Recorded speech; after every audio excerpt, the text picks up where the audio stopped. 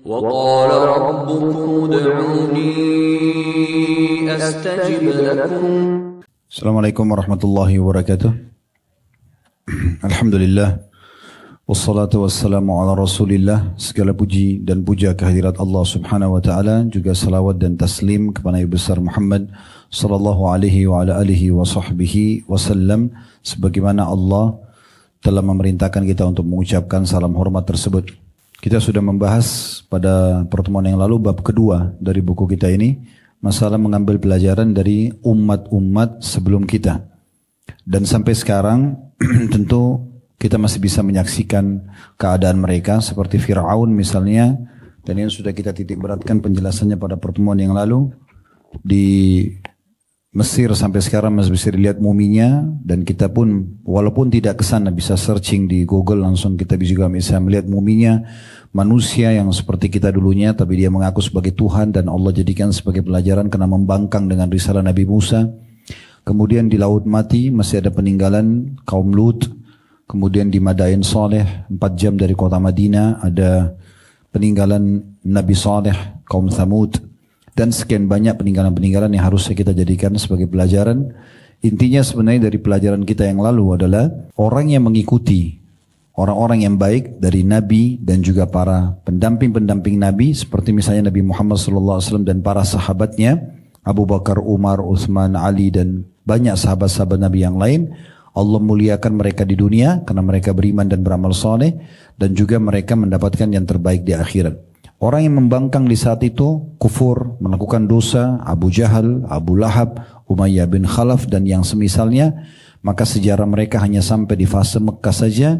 Setelah itu mereka terbunuh dengan kondisi terhina di perang Badar, lalu kemudian di akhirat pun mereka akan masuk dalam neraka. Ini tidak akan berubah sunnatullah. Orang yang ikuti orang-orang yang baik, orang yang soleh, soleha, maka akan sama akibatnya. Orang yang ikuti orang-orang yang membangkang dan maksiat juga akan sama akibatnya. Kesempatan ini kita akan bahas bab baru kembali ke jalan Allah subhanahu wa ta'ala. Saya berikan dulu kronologisnya. Tidak ada orang di antara kita, teman-teman sekalian, yang tidak pernah berbuat salah. Bermula dari ayah kita sendiri, Nabi Adam alaihissalam. Nabi Adam, Nabi yang sudah melihat surga dan melihat para malaikat, bahkan malaikat sujud menghadap ke beliau bukan sebagai penghambaan, tapi sebagai bentuk patuh kepada Allah subhanahu wa ta'ala.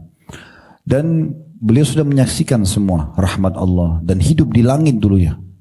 Tapi subhanallah, karena dia melanggar apa yang Allah larang, maka akhirnya Allah turunkan ke muka bumi. Dan ini contoh saja. Bukan berarti kita menggampang-gampangkan pelanggaran. Tapi manusia umumnya melakukan pelanggaran. Dimulai dari ayah kita. Dan kata Nabi SAW, semua anak Adam pasti khatta'un. Berbuat dosa dan salah. Tapi ada khairu khatta'ina tabba'un. Cuma sebaik-baik orang yang salah adalah yang segera kembali ke jalan Allah. Kalau ada kesempatan di antara kita untuk melakukan satu pelanggaran agama, belum dilakukan, ada kesempatannya, batalkan. Lawan itu dan bersabar atas godaan tadi. Godaan untuk berzina, godaan untuk riba, untuk mencuri, untuk mabuk, untuk apa saja. Dan sudah kami titik beratkan pertemuan yang lalu, sabar ada 3 macam. Sabar dalam mengerjakan ketaatan kepada Allah. Kayak kita mau sholat malam, kita mau haji dan umrah, mau bersedekah, butuh kesabaran. Karena butuh perjuangan untuk melakukan itu. Akan ada godaan-godaannya. Yang kedua, sabar dalam meninggalkan kemaksiatan. Pasti kita semua punya peluang untuk melakukan perbuatan dosa. Tapi di saat godaan itu datang, tugas kita bersabar. Tahan diri kita, yakin Allah subhanahu wa ta'ala akan memberikan balasan yang besar dengan kita meninggalkan perbuatan haram tadi. Dan yang ketiga, sabar terhadap cobaan harian. Gangguan orang, sakit dan seterusnya. Dan Allah subhanahu wa ta'ala menyebutkan tentang orang sabar dalam firman-Nya, innama yuwaffas sabiruna ajrum bighairi hisab. Orang-orang yang sabar akan mendapatkan balasan tanpa ada hitungan lagi. Tanpa ada hitungan lagi. Nah sekarang, kalau ada orang baru mendapatkan penawaran dosa, jangan dilakukan. Tolak itu. Karena semua dosa akan mendatangkan efek buruk. Tidak ada pelanggaran yang mendatangkan efek baik, tidak ada. Pasti mendatangkan efek buruk. Ya minimal ada hukuman yang akan datang kepada kita tergantung sang pencipta mau hukum dengan cara seperti apa.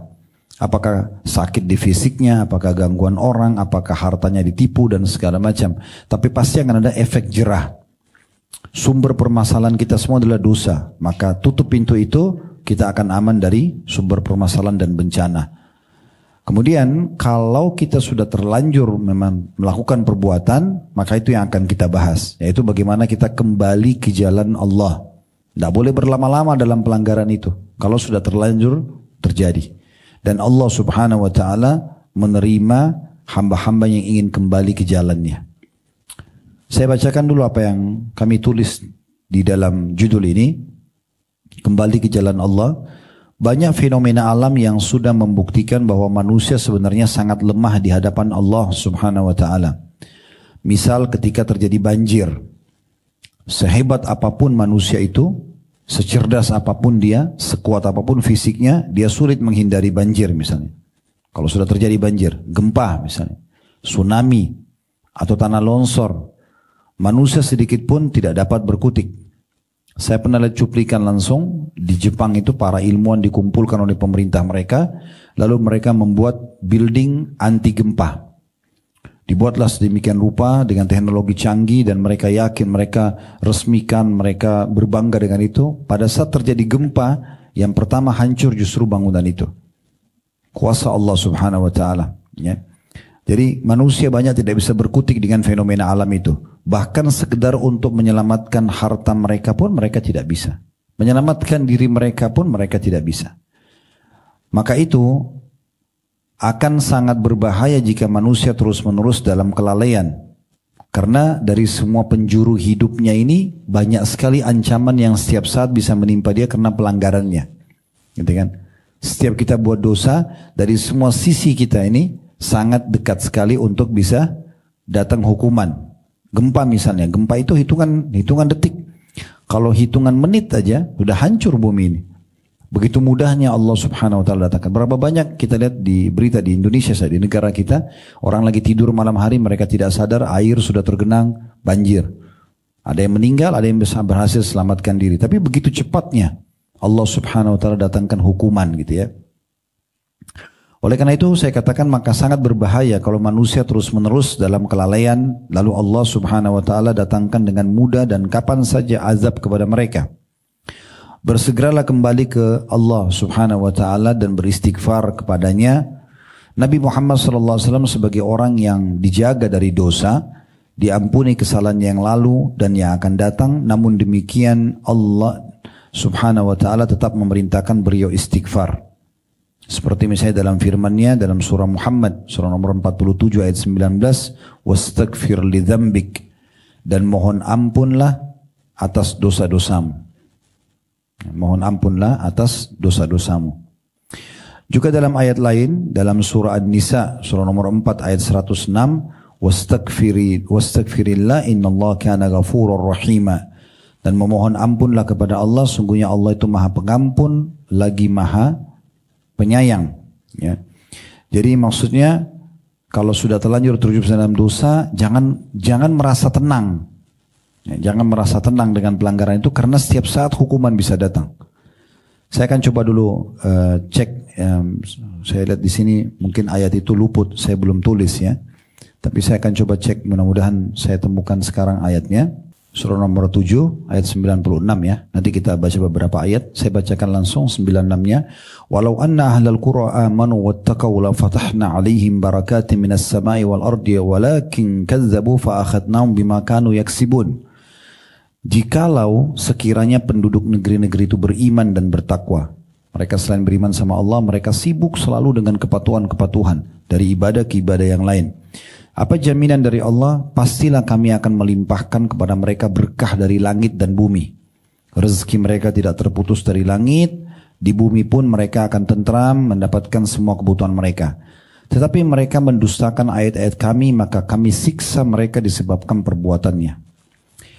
Saya ulangi lagi, semua sumber malapetaka dan bencana, kalau Bapak Ibu masih merasakan ada masalah, belum selesai, dosa. Kata kuncinya, kembali kepada Allah. Itu aja. Kalau orang terus dalam dosanya, dan dia merasa aman, ini bahaya sekali. Perhatikan di sini Allah sebutkan beberapa ayat berturut-turut, mulai 97. Afa amina ahlul qura ay ya'tiyahum ba'suna bayatan wa hum naimun? Apakah penduduk negeri itu merasa aman dari kedatangan siksa kami kepada mereka di malam hari di waktu mereka sedang tidur? Ini orang-orang yang buat zina di hotel, buat maksiat, mabuk-mabukan, ke diskotik, ke bar. Apa mereka merasa aman di saat mereka sudah capean, tidur, bangun masih tidak kena siksa Allah? Tanda tanya di situ. Saya ulangi, Allah mengatakan, apakah penduduk negeri yang berbuat dosa itu merasa aman dari kedatangan siksaan kami kepada mereka di malam hari di waktu mereka sedang tidur? 98-nya. Awa amina ahlul qura an ya'tihum ba'suna duhan wa hum yal'abun? Apakah penduduk negeri itu merasa aman dari kedatangan siksaan kami kepada mereka di waktu matahari sepenggalan naik, maksudnya di waktu duha, ketika mereka sedang bermain-main? Artinya di malam hari bisa datang seketika, di pagi hari juga bisa datang seketika. Ayat 99-nya, afa aminu makrallah fala ya'manu makrallahi illal qaumul khasirun. Apakah mereka merasa aman dari azab Allah yang tidak terduga-duga? Tiada yang merasa aman dari azab Allah kecuali orang-orang yang merugi. Ya, jadi ini kurang lebih 4 ayat yang perlu kita tambahkan dalam bahasan kita. Bagi orang yang terus saja dalam kemaksiatan dan tidak mau kembali kepada Allah, terlalaikan dengan umur yang dianggap masih muda, kesempatan yang masih ada, harta yang melimpah misalnya, dan dia lupa setiap saat Allah subhanahu wa ta'ala bisa balik keadaannya menjadi orang yang paling sengsara dan terhina karena dosa yang dia lakukan itu. Baik Bapak Ibu sekalian, selanjutnya Allah subhanahu wa ta'ala menginginkan manusia kembali ke jalannya. Menginginkan manusia kembali ke jalannya. Mengakui segala dosa yang diperbuat. Allah ingin kita begitu, supaya tidak dihukum. Allah ingin kita kembali ke jalan, makanya diberikan rasa penyesalan. Setiap orang buat dosa itu pasti ada rasa penyesal, rasa bersalah. Itu sebenarnya sinyal dari Allah SWT supaya dia tidak lanjutkan dan segera kembali kepada Allah. Allah ingin kita kembali ke jalannya, mengakui kesalahan atau segala dosa yang diperbuat, serta menyesal dan berjanji untuk tidak mengulanginya.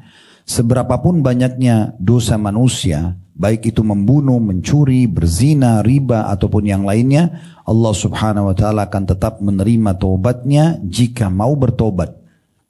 Karena rahmat Allah subhanahu wa ta'ala sangat luas. Saya kembali ingatkan, dosa dibagi oleh para ulama menjadi beberapa bagian. Tapi induknya dosa yang berhubungan dengan Allah, dosa yang berhubungan dengan makhluk, dengan manusia. Kalau dosa berhubungan sama Allah dirincikan lagi. Kalau dosa itu sifatnya tidak disuruh untuk mengqadha, seperti orang sekian tahun gak sholat, dia sekarang ikut pengajian sadar dia mau sholat, ya udah dia tinggal tobat terus dia sholat, dia gak perlu mengqadha sholatnya yang lalu-lalu, karena dasarnya dia sengaja meninggalkan sholat itu. Kapan kita boleh mengqadha? Kalau kita punya udzur syar'i, kayak kita ketiduran, bangunnya sudah jam 6 pagi misalnya, terbit matahari, tapi ketiduran punya udzur, di situ kita qadha salat subuhnya, boleh. Atau kita lupa, tadi kan kalau ketiduran, kalau lupa juga bisa. Tapi kalau sengaja ditinggalkan nggak ada qadhanya. Tapi kalau misalnya orang punya utang Ramadan, selain dia tobat dia harus membayarnya, kan gitu. Nah ini kalau hak Allah. Kalau hak makhluk ini dirincikan lagi oleh para ulama. Kalau itu adalah perusakan citra, kayak gosipin orang, fitnah orang, perusakan citra, maka dia harus taubat kepada Allah, dia harus minta keridhaan orang tersebut. Ya. Kemudian kalau itu berhubungan dengan masalah harta, maka dia wajib taubat kepada Allah, minta keridhaan pemilik hak atau mengembalikan hartanya. Kalau itu adalah qisas, kalau itu adalah hukuman fisik, menyakiti fisik dengan memukul misalnya, maka ada qisas. Kita taubat kepada Allah dan minta keridhaan dia. Kalau tidak, minta dia balas hal yang sama. Qisas namanya. Kalau tidak, nanti akan terjadi permasalahan pada hari kiamat. Makanya Nabi Muhammad SAW pernah memanggil-manggil pembantunya Ummu Salamah, istri beliau, tapi pembantu ini nggak dengar rupanya. Ummu Salamah masuk ke kamarnya lalu mengatakan, mengapa saya melihat Rasulullah SAW memanggil-manggilmu tapi kamu tidak datang-datang? Dia mengatakan, saya demi Allah tidak dengar. Maka pembantu itu pun datang lalu karena dia lagi main sama ada domba kecil di kamar dia. Kemudian dia datang kepada Nabi SAW mengatakan, demi zat yang mengutus anda dengan kebenaran, benar-benar saya nggak dengar. Kata Nabi SAW sambil pegang kayu siwak, kalau bukan karena kisos, maka saya sudah menghukum kamu dengan kayu siwak ini. Saya sebenarnya bisa pukul kamu ini karena kamu kok nggak datang. Tapi karena ada hukum Allah kisos, kalau saya pukul kamu, saya juga harus dibalas. Maka saya sudah lakukan. Nah itu bahayanya masalah kisos. Jadi nggak boleh sembarangan main pukul-pukul orang segala macam. Beda kalau kita lagi diserang, kita membela diri, berbeda. Dan saya sudah pernah kasih resep, kalau ada yang ajak bapak ibu bertengkar, tinggalkan dia dengan tembok saja. Tinggalkan dia bertengkar sendiri. Kamu pengecut, kamu segala macam, biarin aja, nggak penting. Gak usah. Kalau dia serang kita secara fisik, kita membela diri, beda. Tapi kalau cuma diajak bertengkar, diajak ribut, dah tinggalkan saja. Gak usah dilayani. Ribut di WA, ribut secara mulut langsung, tinggalkan saja. Ya. Kata Allah SWT tentang hamba-hambanya, wa idha khatabahumul jahiluna qalu salama. Mereka kalau diajak ngomong sama orang-orang bodoh itu suka ajak ribut, ajak bertengkar, gitu kan. Selalu saja yang dicari kesalahan kita, maka kata Allah, katakan salama, udah terserah kamu aja deh, tinggalin. Nah gitu, gak usah dilayani. Supaya kita tidak banyak masalah. Kalau dia tetap mau melakukan perbuatan dia, maka kita akan panen pahala dari dia nanti pada hari kiamat. Allah Subhanahu wa taala menyebutkan dalam surah Az-Zumar, surah nomor 39 ayat 53 sampai 59. Ini kata ulama adalah ayat yang paling luar biasa bonus Allah kasih kepada para pelaku dosa. Kepada para pelaku dosa. Tapi bukan untuk mereka ulang-ulangi ya. Sudah terjerumus dosa, Allah kasih mereka kesempatan untuk kembali. Masih di halaman 24 sampai 25 itu ya. 24 ayatnya, 25 terjemahannya. Saya bacakan. Qul ya ibadiyalladzina asrafu ala anfusihim la taqnatu min rahmatillah innallaha yaghfiru dhunuba jami'a innahu wal ghafurur rahim wa anibu ila rabbikum wa aslimu lahu min qabli an ya'tiyakumul adabu thumma la tunsarun wattabi'u ahsana ma unzila ilaykum min rabbikum min qabli an ya'tiyakumul adabu baghtatan wa antum la tash'urun an taqula nafsun ya hasrata ala ma farrattu fi jambillahi wa in kuntu laminas sakhirin أو تقول لو أن الله هداني لكنت من المتقين أو تقول حين ترى العذاب لو أن لي كرة فأكون من المحسنين بلى قد جاءتك آياتي فكذبت بها واستكبرت وكنت من الكافرين. Artinya, katakan hai Muhammad, wahai hamba-hambaku, dan disuruh sampaikan oleh Allah, disuruh Nabi Muhammad SAW sampaikan oleh Allah untuk kita semua. Apalagi para pelaku dosa. Katakan wahai hamba-hambaku yang melampaui batas terhadap diri mereka sendiri.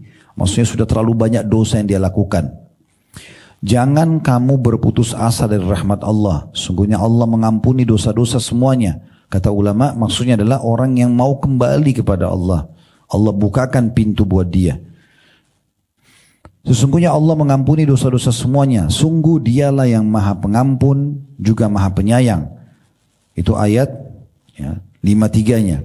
Ayat 54-nya, dan kembalilah segera. Ini jadi penyebab kami susun bab ini. Dan kembalilah kamu kepada Tuhanmu. Maksudnya segera kembali taubat, menjadi orang soleh dan soleha. Dan berserah dirilah kepadanya sebelum datang azab kepadamu. Kemudian kamu tidak dapat ditolong lagi. Tiba-tiba datang malaikat maut, tiba-tiba stroke, tiba-tiba hilang akal, ya. Kemudian selanjutnya dikatakan, dan ikutilah sebaik-baik, ini ayat setelahnya ya, ayat 55-nya, dan ikutilah sebaik-baik apa yang telah diturunkan kepadamu, maksudnya Al-Quran, dari Tuhanmu sebelum datang azab kepadamu secara mendadak sedangkan kamu tidak menyadarinya. Kemudian selanjutnya ayat 56-nya, sedang kamu tidak menyadarinya, kemudian agar jangan ada orang yang mengatakan alangkah besar penyesalanku atas kelalaianku dalam menunaikan kewajiban terhadap Allah, dan sesungguhnya aku termasuk orang-orang yang memperolok-olok agama Allah. Maksudnya jangan sampai nanti pas datang malaikat maut sudah tidak ada lagi kesempatan untuk bisa beribadah, baru dia menyesal. Ayat 57-nya, atau agar jangan juga ada yang berkata sekiranya Allah memberikan petunjuk kepadaku pada saat malaikat maut sudah datang, baru dia bilang, coba seandainya Allah berikan petunjuk kepadaku, tentulah aku termasuk orang-orang yang bertakwa, patuh. Ya. Kemudian selanjutnya ayat 58-nya ya. Atau agar jangan juga ada yang berkata ketika melihat azab, siksa kubur atau siksa neraka, sekiranya aku dapat kembali ke dunia, tentu aku akan termasuk orang-orang yang berbuat baik. Terakhir ayat 59-nya, sungguh sebenarnya keterangan-keteranganku kata Allah. Ayat-ayatku sudah datang, aku sudah utus nabiku Muhammad sallallahu alaihi wasallam, aku sudah sebarkan para ulama dan dai menyampaikan, buku-buku ditulis ya, ceramah di mana-mana disampaikan. Tetapi kamu mendustakannya. Gak penting, gak apa-apa dan seterusnya. Maka kamu menyombongkan diri dan termasuk orang-orang yang kafir. Jadi maksudnya ayat ini menjelaskan kepada kita tentang jangan nanti penyesalan terakhir ya, dan itu tidak akan ada gunanya lagi kalau sudah telat ya. Saya juga titik beratkan dan mengingatkan kembali untuk menjadi orang soleh dan solehah itu tidak sulit, mudah. Dan jangan pernah berpikir kalau menjadi orang soleh dan solehah ini sulit. Maksudnya dalam arti nanti sulit bergaul, sulit bekerja, sulit bisnis, ini semua tidak benar. Tadi sudah kita bacakan ya, ayat 90 tadi ya, 96 tadi Al-A'raf ya, tentang kalau orang beriman dan bertakwa pasti kami akan bukakan berkah-berkah dari langit dan bumi. Coba deh Bapak Ibu praktikin resep ini. Keran-keran dosa semua ditutup, kita sendiri yang lebih tahu dosa apa yang kita lakukan, kemudian mulai kita kerjakan kewajiban-kewajiban saja, ya sholat 5 waktu, ya tutup aurat, bakti orang tua, jenguk orang sakit. Lihat bagaimana efek ketenangan jiwa yang kita dapatkan dan bagaimana termudahkan banyak sekali urusan dalam kehidupan kita. Nah begitulah kalau orang terus menjaga, di dunia mereka dapatkan kebahagiaan, di akhirat mereka dapat juga kebahagiaan. Al-Bukhari mengatakan, Ya'la berkata bahwasanya Sa'id bin Jubair mengabarkan kepadanya dari Ibnu Abbas radhiyallahu anhuma bahwa sekelompok orang musyrik yang dahulu banyak membunuh dan berzina datang kepada Rasulullah sallallahu alaihi wasallam dan berkata, sungguh apa yang kamu katakan dan serukan adalah kebaikan. Kalau saja engkau beritahukan kepada kami penebus untuk apa yang pernah atau atas apa yang pernah kami lakukan, karena terlalu banyak dosanya. Maka turunlah firman Allah SWT, dan orang-orang yang tidak mempersekutukan Allah dengan sesembahan lain dan tidak membunuh orang yang jiwa atau orang yang diharamkan oleh Allah untuk membunuhnya kecuali dengan alasan yang benar dan tidak berzina. Surah Al-Furqan 25 ayat 68. Lalu turun ayat juga, katakan wahai hamba-hambaku yang melampaui batas terhadap diri mereka sendiri, janganlah kamu putus asa dari rahmat Allah. Tadi surah Az-Zumar yang sudah kita bacakan ayat 53 sampai 59. Sekalipun seseorang tidak pernah sholat, puasa, zakat atau ibadah lainnya dan melampaui batas dalam kezaliman, Allah Subhanahu wa taala masih mengajaknya untuk kembali ke jalannya. Sebagaimana Allah mengatakan, dan berserah dirilah kepadanya sebelum datang azab kepadamu kemudian kamu tidak dapat ditolong. Ini terjemahan ayat tadi yang kita baca surah Az-Zumar ayat 54 ya. Surah Az-Zumar 54 tadi itu adalah Allah mengatakan kembalilah ke jalan Allah. Ibnu Katsir ini seorang ahli tafsir berkata, menjelaskan makna ayat ini, kembalilah kepada Allah dan berserah diri kepadanya sebelum datang azab kemudian kalian tidak lagi dapat ditolong, yaitu bersegeralah bertobat dan beramal soleh sebelum datangnya siksa. Potongan ayat, dan ikutilah, ini ayat 55-nya tadi, Az-Zumar, dan ikutilah sebaik-baik apa yang diturunkan kepadamu, maksudnya Al-Quran dari Tuhanmu, sebelum datang azab kepadamu secara mendadak, sedangkan kamu tidak menyadarinya. Ya. Karena datang dari arah yang tidak diketahui dan tidak disadari. Yang terakhir potongan ayatnya, agar jangan ada orang yang mengatakan alangkah besarnya penyesalanku atas kelalaianku dari menunaikan kewajiban terhadap Allah, dan sungguhnya aku termasuk orang-orang yang memperolok-olok agama Allah. Maksudnya adalah pada hari kiamat orang yang durhaka dan melampaui batas dalam kemaksiatannya akan menyesal karena tidak bertaubat dan kembali kepada Allah, sehingga dia berharap dahulu termasuk orang-orang yang berbuat baik, ikhlas, taat dan kepada Allah. Tapi penyesalan itu sudah tidak berguna lagi buat dia. Penyesalan itu sudah tidak berguna lagi untuk dia. Nah, yang sedang kita titik beratkan di bab ini adalah bagaimana kita meraih dan merangkul dorongan untuk kembali kepada Allah itu. Ya, seperti kita lihat ada orang buat kebaikan, kita terdorong untuk mengerjakannya. Itu kembali ke jalan Allah maksudnya. Mungkin kita tidak pernah mengerjakan sebelumnya. Orang sholat, tutup aurat, nah itu termasuk. Atau ada orang yang melakukan perbuatan salah lalu kemudian dia mau kembali ke jalan Allah Subhanahu wa taala. Nah itu dia termasuk yang kita bahas pada bahasan kita tentunya. Kedepannya insya Allah kita akan bahas bab khusus tentang taubat nasuha. Apa yang dimaksud dengan taubat nasuha? Jadi kalau sekarang kita bahas tentang istighfarnya ya, memohon maaf kepada Allah dan kembali kepada Allah. Jadi kalau Bapak Ibu bilang astagfirullah wa atubu ilai, astagfirullah itu seperti kita bilang maaf ya Allah gitu. Kayak kita buat salah sama orang kita bilang maafin aku ya. Nah itu astagfirullahnya. Wa atubu ilai maksudnya saya janji tidak akan mengulanginya. Nah di bab yang baru kita bahas ini adalah kita sedang membahas tentang bagaimana orang segera kembali kepada Allah dan memohon maaf. Nah, ada yang kedua, nanti kita bahas pertemuan akan datang adalah mengikrarkan kalau tidak akan mengulanginya. Itu penting sekali antara diri kita sama Allah Subhanahu wa taala. Kalau kita tidak akan mengulangi pelanggaran itu. Nah, di saat itulah taubat kita akan sempurna diterima oleh Allah Subhanahu wa taala dan kalau sudah diterima berarti semua fasilitas yang Allah janjikan bagi orang-orang beriman akan kita dapatkan. Itu otomatis ya. Seperti itu kurang lebih gambarannya. Dan kita ketemu di pertemuan yang akan datang. Subhanakallahumma bihamdika asyhadu an la ilaha illa anta astaghfiruka wa atubu ilaik. Wassalamualaikum warahmatullahi wabarakatuh.